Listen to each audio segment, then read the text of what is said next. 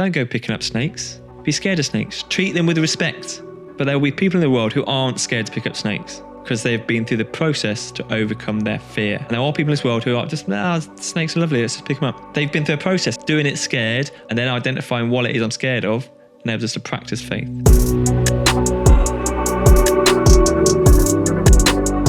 Hey everyone, welcome to Delta Pod. Today, we're going to be talking about something that infects all of us. We all have this.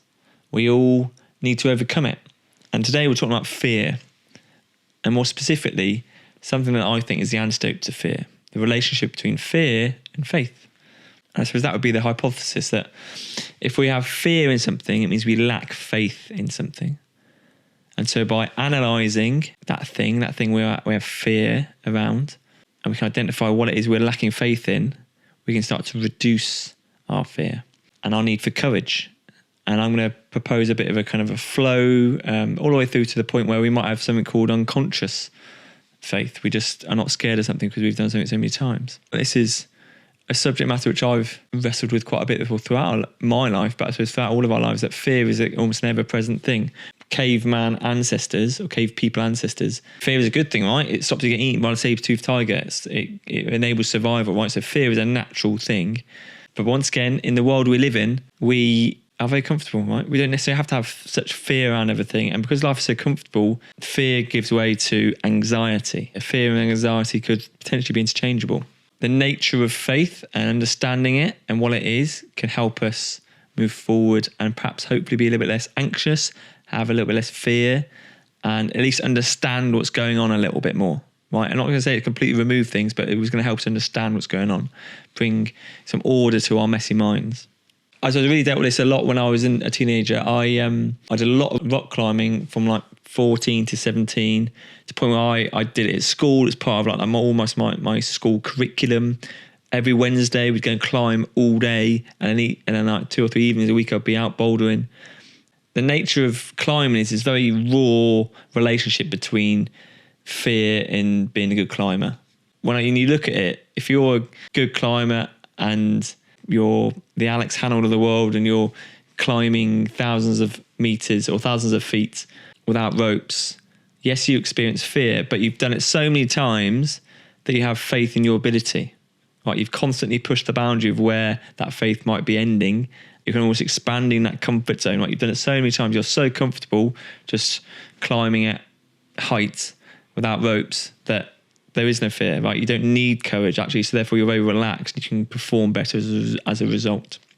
And what I found out with climbing, when I was physically fitter and then I had complete faith in my gear, I wasn't scared. I was really enjoying the moment. But actually, the moments of fear, and on every climbing route, there's something called the crux, which I love this phrase. The crux on the climbing route is what gives the climbing route the grade, right? There's always like either a sequence of moves or one specific move which sets the technical grade, right? So if it's a really hard move, it'll be a higher grade, but equally, when you're out climbing outside, you'll have like an extreme rating. So how extreme is it? So if you're doing that really technical move, hundreds of feet up and without much protection, it means the grade of the route is higher. And so for me, I kind of peaked out at what they call E2, multi-pitch E2 climbing, which is where you're climbing multiple lengths of the rope. So you could be hundreds of feet in the air, climbing to a relatively technical level, hundreds of feet in the air. There were some scary moments. I remember a specific point where there was this little overhang, like a meter overhang. And if I fell, probably 6 meters or something like that. And that's a long way to fall, right? And you're going to smash into the cliff, and like the extreme rating was high. But the movement, there was some nice big handholds. The movement wasn't that hard. And I think it's this whole relationship. What was my faith in? Did I need to be scared? I have fear. I was fit. I wasn't going to hit the floor. Yes, I might get hurt. So where's my faith? Can I completely remove fear? Well, probably not. I'm not sure we can ever do that. But I could analyse it and say, actually, no, I've got this. I'm physically prepared. My gear's good. Let's go for it. So I'm bringing, rather than allowing my emotions to completely take over, I have this mindset of being able to analyse my fear, analyse my anxiety. Why am I anxious right now? What am I lacking faith in? Is it faith in who I am, or have I not prepared here? What have I got some previous experience with these people around me that is causing that lack of faith in them wanting the best for me. Fear is a constant friction. It's constantly working, almost the friction that's kind of putting against us, stopping us moving towards our potential. It's that fear of failure, or fear of, will I be unsuccessful? Will people laugh at me? Will I get physically hurt? Those kind of things. That's constantly acting against us. The thing acting for us is our ability to have faith, to build faith over time. We need faith if we are to overcome fear, but we need to have faith in a process, because we first need courage to step into that space where you can practice faith. All right, so there's this relationship between fear, courage, and developing faith, in that I need to almost prove to myself that I should have faith in something. And that's everything, like doing it scared. Having courage is key here. Fear, for me, fear is doubt in a positive outcome. If I do this, it will end badly. It will risk my survival. Or in a more contemporary world, it will risk my reputation, or it will damage my ego. People will laugh at me. For example, don't go picking up snakes. Be scared of snakes. Treat them with respect. But there will be people in the world who aren't scared to pick up snakes because they've been through the process to overcome their fear. For me, I think it's quite natural to be scared of snakes. And there are people in this world who are just, snakes are lovely, let's just pick them up. They've been through a process. I'm going to offer a bit of a model now, a bit of a model as to how I think we need to process to go through overcoming fear. Firstly, you need to have courage, right? We need to practice having courage. Because courage enables us to practice having faith, right? Doing it scared, and then identifying what it is I'm scared of enables us to practice faith. Then I have faith, right? So I've done it a few times. So I've picked up the snake. I've had courage the first time I've done it. Picked it up a second time. And I'm practicing a bit of faith. I know what I was scared of, but actually there's not that much to be scared of.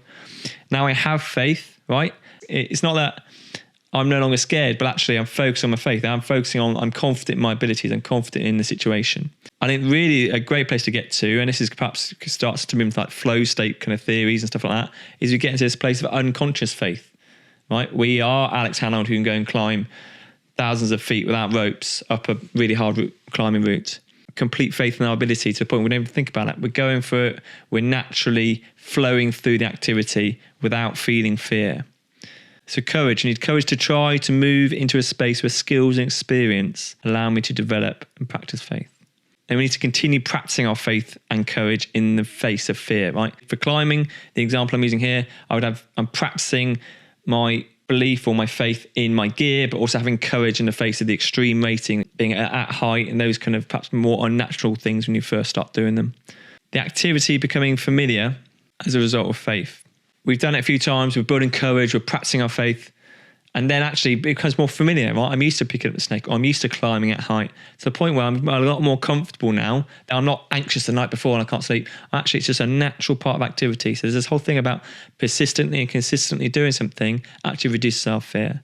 I feel like a lot of people say, I'm scared of heights. Well, how much time have you spent at height, right? If you've not spent a lot of time at height, it's unfamiliar, therefore, yes, that's a natural thing. Like we're fearful of the unfamiliar. We don't know what's going to go on.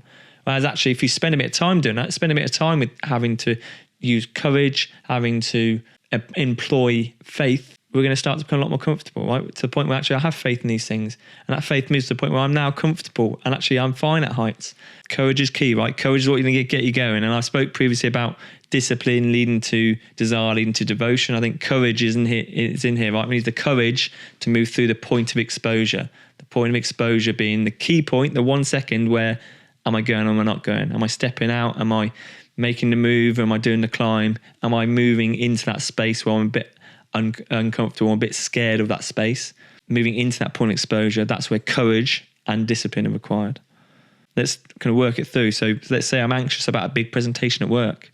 Where do I lack faith? I'm unsure of my ability to speak in public.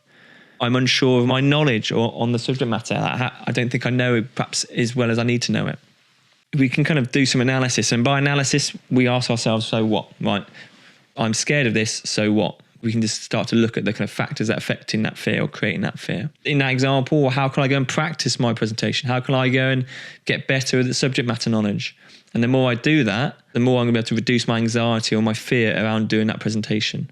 If you're not going to put the time in, then yes, you're going to have to do it scared, right? And actually, if it's your first time you're doing presentations or you've not done it often, yes, there's going to be an element of fear, so you're not going to completely remove it, but you can start to mitigate it and reduce it through identifying what you don't have faith in and building faith in those areas, building skill, building competence in those areas. The key thing here, and perhaps a discipline here, would be rather than stewing on anxiety and fear, like allowing it to eat us up and thinking about, oh, I'm so scared of this, or I'm anxious, or I'm these feelings, I don't know what it's all about. Challenge yourself to move forward by looking for the element you need to develop your faith in. I think faith takes courage, but we need to practice that process of moving from courage and faith and back again. Don't just accept fear. Don't just accept anxiety. Go challenge it. Take courage and pursue faith. That's the key message from this. Take courage and pursue faith. In summary, there's that process, right? If you're scared of something, understand that you need to go through almost like 4 steps. I need to have courage. I need to do it scared. And when doing that, I'm practicing my faith. I'm identifying the areas where I need to have faith. If I want to step back and analyze it before, I can do, but you're always going to need some level of courage initially. The more you do it, the more you have faith in your abilities or in the familiarity of the situation. And then you move to a space of unconscious faith. I'm no longer scared. And actually, when I'm no longer scared, do I need courage? In a perfect world, we can get to the point where we have unconscious faith. We are no longer scared and we don't need courage. Right? We have complete confidence and faith in our abilities or in whatever the circumstances or the situation is. A question to challenge yourself here with. I think firstly, do challenge your fear, take courage and pursue faith. And ask this question: where in my daily life is a lack of faith limiting me? And I think that model, that faith loop, let's call it the faith loop, the courage into kind of practicing faith, into unconscious faith. And then what we're likely to do is, as our performance goes up or as there's new scenarios arise, we're then going to feel a bit of fear again. So we're going to have to go back to practicing courage, practicing faith, having unconscious faith, and round again. So that faith loop, how can you apply that? How can you step back and look at perhaps some of the areas you're feeling anxiety or you're fearful and practice that faith loop? And specifically, where in your daily life is a lack of faith limiting you? And that's it. Once again, this is all on the blog. deltapodblogs.com has a blog all about this and has the model, has the faith loop in it, and I'll expand a bit more on some of my journey with fear and anxiety. But I'd love to know what you think. Please let me know in the comments somewhere. All the best.